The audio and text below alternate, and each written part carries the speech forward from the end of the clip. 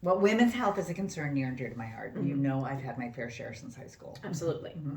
Yeah, well, you've had your fair share too. Well, yeah, actually, my daughter's just recently been diagnosed with having ovarian cysts Oh.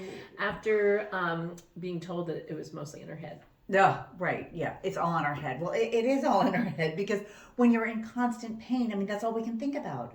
I mean, when I was in high school, I would have the most debilitating periods. Every third or fourth month, I would end up in the emergency room. Oh my God. Yeah, it was terrible. I mean, it was scary, and no one could figure out what was causing all the vomiting and the excruciating pain, and then it was just awful. Yeah, really scary.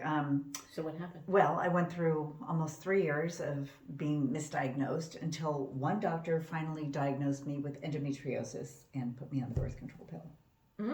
Okay, well, that's another great reason that we need to fund women's health research, right? Yes, absolutely. Yeah. I mean, for example, I was put on the birth control pill not for conception. Right, for your health, right? And that's a mistake that so many anti-choice supporters make.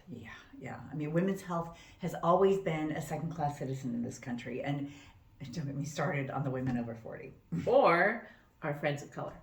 Right, exactly. Now, but I am more optimistic that we're finally having conversations about women's health and menopause, and there's some health funding on Right, women's exactly. health. Yeah. So for the first time recently, Dr. Jill Biden and the president actually put money into women's health research. Yep. While it's a drop in the bucket compared to what men's health care funding gets, it's Always. still a win. Yeah. That's true. Baby steps. Yes. My friend had a miscarriage, and Sorry. thank you. Yeah, she went to the hospital for a D&C, and the doctors were too scared to perform it because they were afraid they'd lose their license.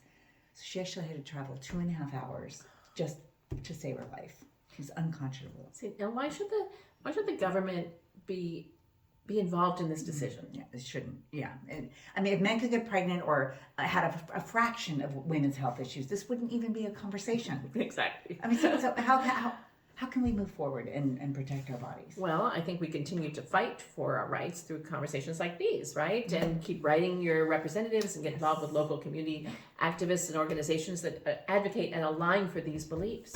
Like Planned Parenthood. Exactly, like we talked about. That's a great place to start. And then there's services that are vital to women's health that we can provide with no judgment and no financial barriers. Yeah.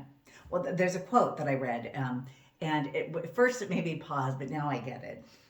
Just because we are pro-life doesn't mean that we're pro-abortion.